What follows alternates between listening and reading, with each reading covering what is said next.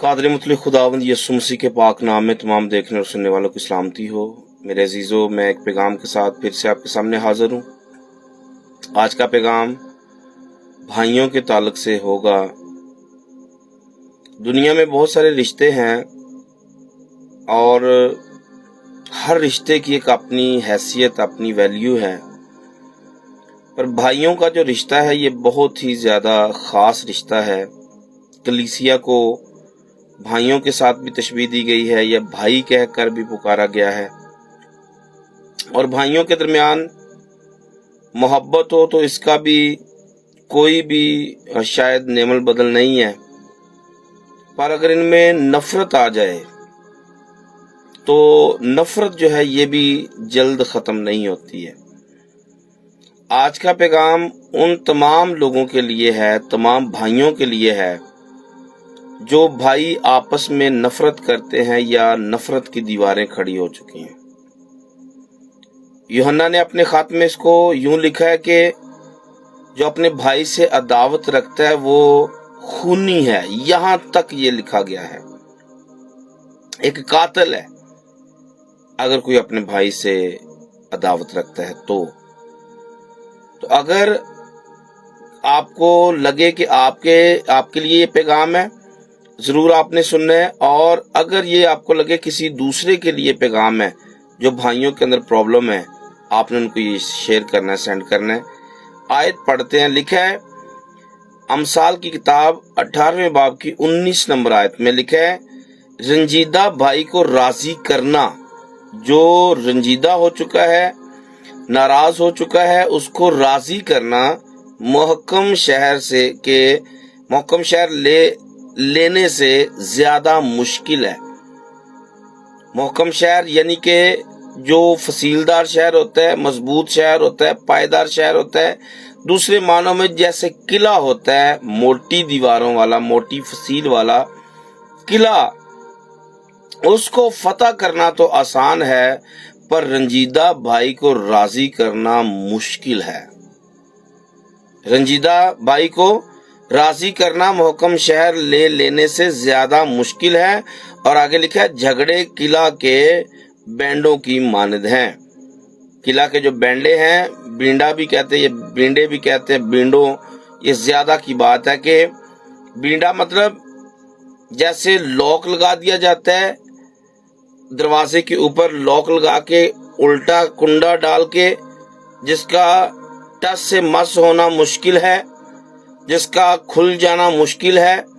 आप लाख जोर लगाते रहें, आपने अगर किले का दरवाजा देखा हो तो फिर तो आपको समझ में आ सकता है कि किले के दरवाजे को कैसे वो यूं करके अंदर उसके लॉक लगाया जाता है, जो कि दरवाजा यूं हल्का सा हिलता भी नहीं है। इतने वो टाइट लॉक लग जाते हैं कि वो हिलते भी नहीं है। अगर आप पाकिस्तान के अंदर हैं, लाहौर के अंदर है, तो आप किले में जाइए, जरूर ये दरवाजे, बड़े बड़े दरवाजे आपको मिलेंगे। या किसी भी किले में जाइए, बड़े बड़े दरवाजे, ये कोई 10-10, 15-15 फुट के दरवाजे हैं और कील उसके अंदर लगे होते हैं। बड़े मोटे और बड़े हैवी किस्म के दरवाजे, उनकी कील और इनके बेंडे भी बहुत मजबूत हैं, हिलते नहीं है, टस से मस नहीं होते। या आप इसको यूं भी तशबीह दे सकते हैं कि जैसे डैम के ऊपर पानी को रोकने के लिए आगे फट्टे लगाए जाते हैं और पानी एक जरा कतरा भी आगे नहीं निकल सकता है। इस तरह से जो भाइयों के अंदर झगड़े हो जाते हैं, इस तरह से इसको मुराद दी गई है। तो सोच के देखिए कि अगर मोहब्बत बहुत ज्यादा है तो झगड़ा भी अगर हो जाए तो ये भी टस से मस नहीं होता है। भाइयों के अंदर जो अदावत है, नफरत है, इससे खुदा नफरत करता है। भाइयों में जो जुदाई डालता है, लिखा है 6 चीजें बल्कि 7 है जिनसे खुदा को कराहियत है। उनमें एक बात यह भी है कि जो भाइयों में नफाक डालता है, जो भाइयों में जुदाई डालता है, खुदा उससे नफरत करता है। ज़बूर 133 में लिखा है, अच्छी और खुशी की बात है कि भाई बाहम मिलकर रहें। और इसको तेल के साथ तशबीह दिया गया कि उस तेल की माने जो सर पर बहा और फिर दाढ़ी पर और पैराहन तक। ये हरून की बात है कि वो मसा जो उसके सर पर था, दाढ़ी पर और भी उसके पैराहन तक जा पहुंचा है। یہ اس مسا کی علامت. جب بھائی مل کر رہتے ہیں تو یہ مسا کی علامت ہے، پر جب بھائیوں میں جدائی ہو جاتی ہے، بھائیوں میں جھگڑے ہو جاتے ہیں، تو اس بھائی کو راضی کرنا قلعہ فتح کرنے کے برابر ہے. اگر یقین نہیں ہے تو جن بھائیوں میں جدائیاں ہیں، لڑائیاں ہیں، ان کو دیکھ لیجئے. اور جنہوں نے لڑائیاں ڈلوائی ہوئی ہیں، خدا ان سے کراہیت کرتا ہے. کیوں؟ کیونکہ انہوں نے نفرت کے قلعے کھڑے کر دیے، نفرت کی دیواریں کھڑی کر دی ہیں، اور خدا ایسے لوگوں سے کراہیت کرتا ہے. اپنے آپ کو میں نے اور آپ نے دیکھنا ہے، کیا میں تو وہ نہیں ہوں جو بھائیوں میں نفاق ڈالتا ہے. اگر میں مثالیں آپ کو دینا چاہوں، اگر آپ کہیں کہ کیسے ہم اس کو سمجھ سکتے ہیں، قائن حابل کو دیکھیے. قائن نے کیا کیا؟ دیوار اتنی موٹی ہو گئی کہ وہ اپنے بھائی سے راضی نہیں ہو سکا، بھائی کو قتل کر دیا. اور یعقوب عیساؤ کو دیکھیے، عیساؤ اور یعقوب کو دیکھیے، کتنی لمبی دشمنی چلی ہے، کتنے 20 سال تک وہ آپس میں ملے نہیں ہیں. بھائیوں کے اندر اس قدر جھگڑا ہو گیا کہ وہ ٹس سے مس نہیں ہوئے. 20 سال گزر گئے، اور 20 سالوں کے بعد کیا ہوا؟ 20 سالوں کے بعد راضی ہوا ہے. تو اس کا ہرگز یہ مطلب نہیں ہے کہ راضی ہو گئے تو وہ سیٹ ہو گیا تھا. نہیں بھائی، راضی ہونے کے بعد بھی وہ اپنے بھائی کے خلاف رہا تھا. یقین نہ آئے تو جب یہ واپس آئے تھے بنی اسرائیل قوم مصر سے، اس بار میں نے ابدیہ کی کتاب سے باقاعدہ ریفرنس پیغام دیا ہوا ہے. عیساؤ کی زندگی پر میں نے کوئی 7 پیغام دیے ہوئے ہیں، چیک کر کے دیکھ لیں. عیساؤ اپنے بھائی یعقوب سے عداوت رکھتا ہے، اور خدا بھی اس سے عداوت رکھتا ہے. کیوں؟ کیونکہ وہ اپنے بھائی کو اچھا نہیں سمجھتا ہے، اور خدا عیساؤ کو برباد کر کے رکھ دے گا، ایسا لکھا ہوا ہے. اور تمام وہ لوگ جو اس قسم کی دشمنی میں آ چکے ہیں، خدا برباد کر کے رکھ دے گا.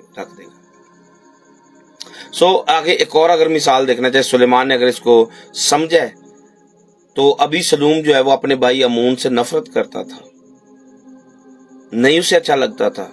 میں بتانا چاہتا ہوں عزیزو، اگر بھائیوں میں عداوت آ جائے تو یہ بڑے بڑے قلعے فتح کرنے سے مشکل ہو جاتا ہے.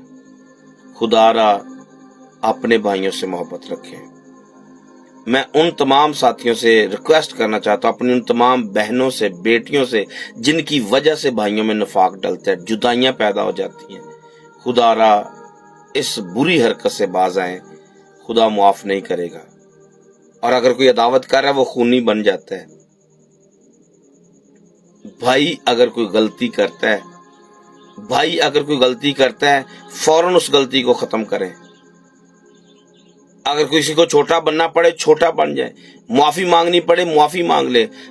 پر اگر شروع میں معافی نہ مانگی تو بھائیوں میں اگر نفرت ہو گئی تو یہ نفرت سالہ سال تک جائے گی، اور آپ خدا کی بلیسنگ سے محروم رہ جائیں گے، آپ خدا کی برکات سے محروم رہ جائیں گے، اور آپ کا شمار خونیوں کے اندر ہوگا، قاتل لوگوں میں شمار ہوگا، اور جن کی وجہ سے یہ ہوا ہے وہ خدا کی نظر میں مکروہ لوگ بن جائیں گے.